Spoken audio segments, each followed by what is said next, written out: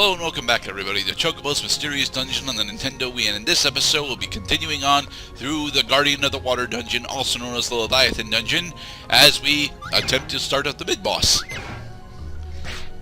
Boss time, hell yeah. Boss time will be towards the end of the part, sadly.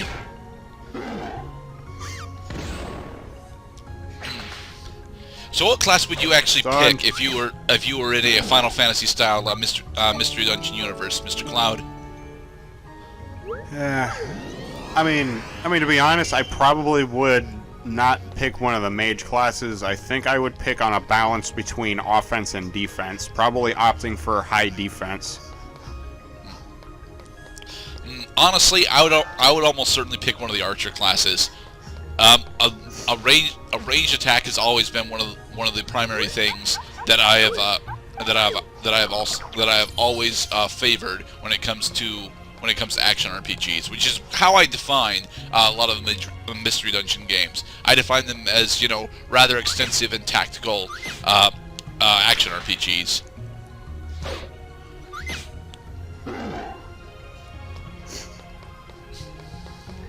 Yeah, it's an action RPG with nuanced gameplay. Another magic pot. Be careful about the magic pots. They're extremely resistant to magic attacks, and they can steal your items. If they steal your items, they get a free action to move away. Evil magic pots. Lamias. They are an upgraded version of the Medusa enemies that we saw back in the Guardian of the Fire dungeon, I want to say. If not there, then during Medjai's Dungeons of Remembrance. This looks like a monster house. And no, this is just 3 monsters.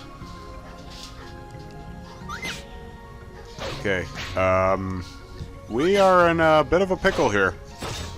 Kinda. We're halted, which means that we can't move around, but with the cluster gong, we can actually take down the magic pot and then use Dia on the big scissors in order to kill him, or we can show off how powerful Holy is! Holy! Boom! 267 damage. Hallelujah!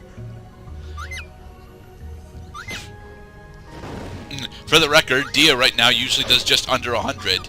So yes, Holy does about three times as much damage as Dia does. Cure yourself. Refresh yourself on the waters of Lake Minnetonka. Alright, on to the next floor. So how familiar are you with the Fire Emblem games?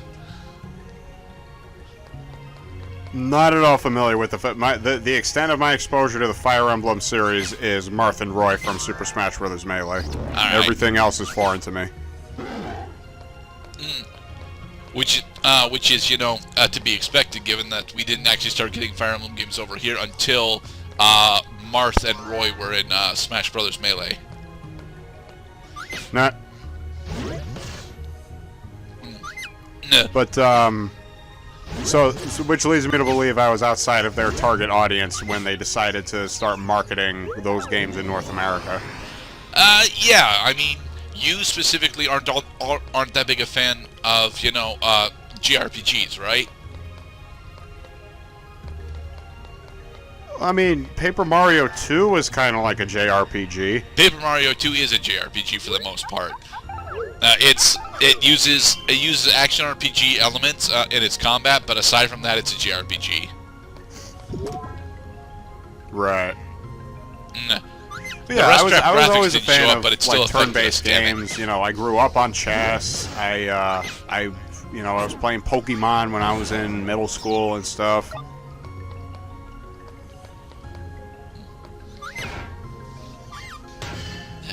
Pokemon's a JRPG. And also my love for Yu-Gi-Oh! And Magic the Gathering.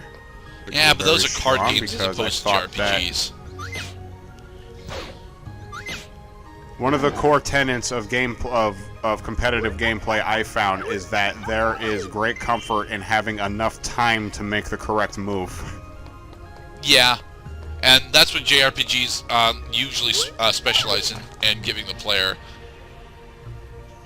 I bring it up because I've been playing a bunch of Three Houses recently, since I'm borrowing it from my brother, and I got stuck on the rematch of the Battle of the Eagle and Lion, which is one of the series' many instances to have 3 different military forces on the field at once. And I just got stuck on it for like 2 damn days. I finally did manage to clear it by playing it super fucking slowly, but like that was not an enjoyable experience. The rest of the game has actually been mostly enjoyable. I still can't get my hero character into the correct class that I want him to be in, but as I'm learning, I'm not supposed to get him into that class.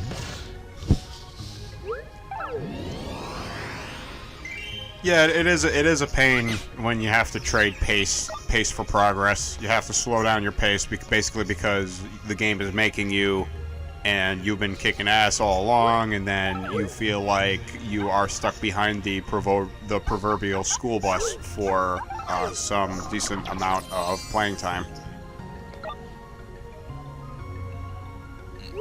And then going back into our inventory, sort it out, so that we get an additional item slot. Done. Yeah. Okay, now it's your turn to hit me. Now it's my turn to hit you.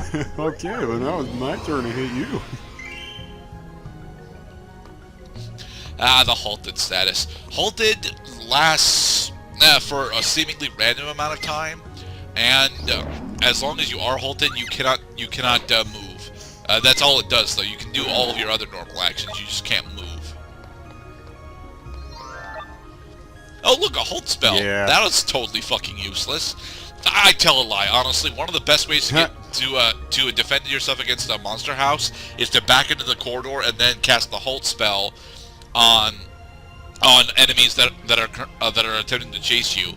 Because if you lock an enemy into the corridor as they are attempting to chase you, then the other enemies cannot actually leave the room anymore, and they'll just sit there waiting to come into the corridor or Coliseum of Death. Hey, a pop-up card. I bet it's a Bismarck card. If you want to ride the Chocobo Highway, you have to pay the toll.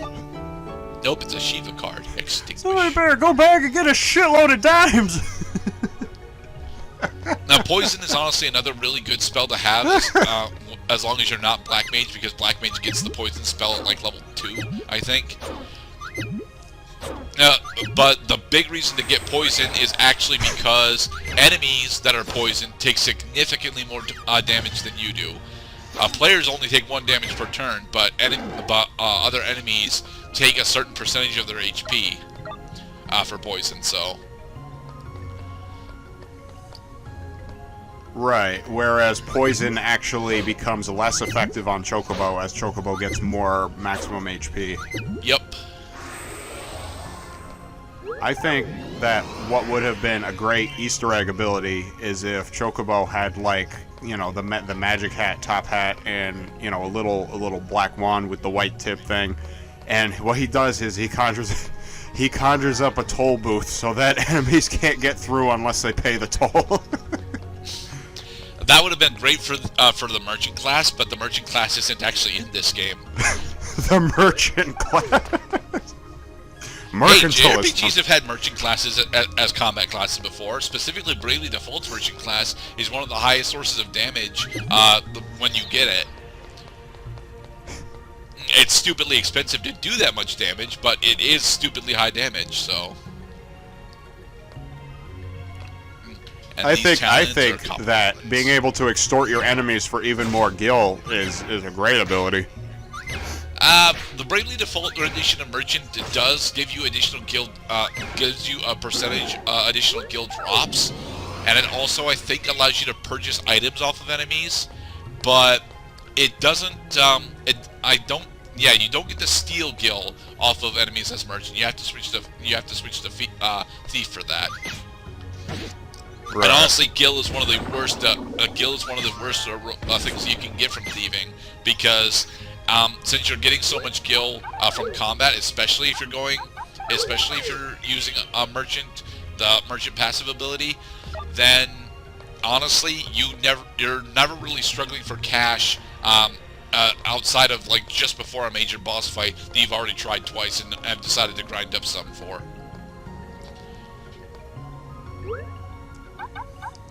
Stinky greens. Again, that's poison, but it also fills us back. It also fulfills us all the way back up to full hunger. So.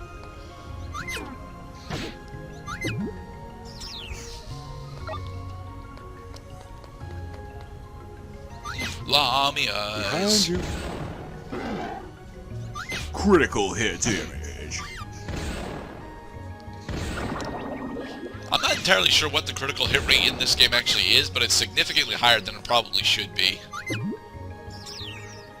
Well, and that's why it's luck based.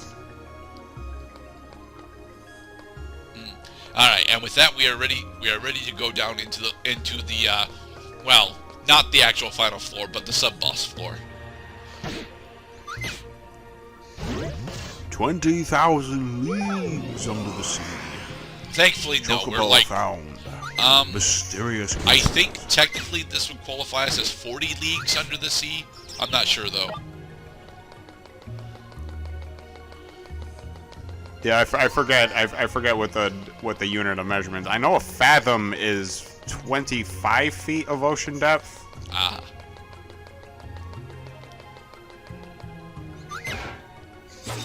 I could also be entirely wrong. I know that a nautical mile is shorter than an on-land mile for reasons I cannot remember. It's because mapping out a nautical mile is significantly less precise than a normal mile. Or maybe it's because the bobbing of the ocean water makes it so it's not like a perfect straight line. So like you're traveling a greater distance in a shorter straight line path. It's like crinkling up a piece of paper. The more you crinkle the piece of paper, the more you crease it, and the more you force the paper to go in more than just a straight direction, then the paper appears to get smaller. Alright, there we go. Something feels wrong in my loins.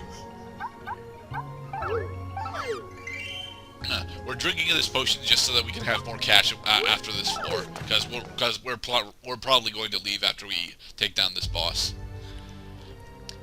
Hello, mysterious black mage. You have a face. Don't you see yet? See what? The future is going Your wrong. face. All because of You're you. actually But I am correct not in half the bad past. looking. No, it's me who's gonna kill you. I have to eliminate you. You mean you have to try to eliminate us?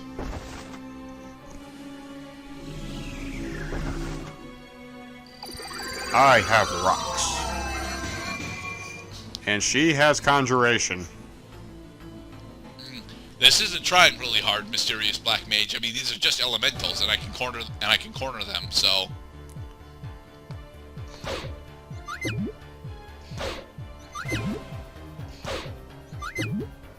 Okay, if you're following along with the strategy guide, we're going to show you the best possible 5 moves that will get you through this elemental section in no time. It looks kind of like this. You get everybody in a corridor situation. Just be sure to do these moves in the exact order as we list them, or you're going to lose precious time. Thankfully, this is not a time trial scenario, and you do get a bunch of experience for this, but not nearly enough to level us up again, sadly. So we're not actually fighting the black mage. We're just we're fighting her the conjured mons. minions. Dang it! And then before we even get a chance, what the hell? How did you cure 3 times? I didn't cure 3 times. I cured. Cura is the level 2 version of cure. It's also 3 times as powerful. Allow me to give you some advice. Allow me to give you some advice. There is always a 'Cause- cause behind every effect. That's how science You know, works. If you try to change I only was, the effect even though of my ignoring the goal cause, was to kill you and I had failed, I will give you advice on how to complete your goals, even though I am demonstrably not very good at completing goals. Chocobo, I am Stop just happy distorting to the have future. someone to talk to. No, Bye-bye, mysterious friend. black mage. Our path is set, and we will continue going forward. But yeah, that's one of the easiest bosses in the game. Hence why I refer to it as a mid-boss. Hi, Scholar's Memories. The Scholar. And then the next episode, we will continue on through the Guardian of Water dungeon.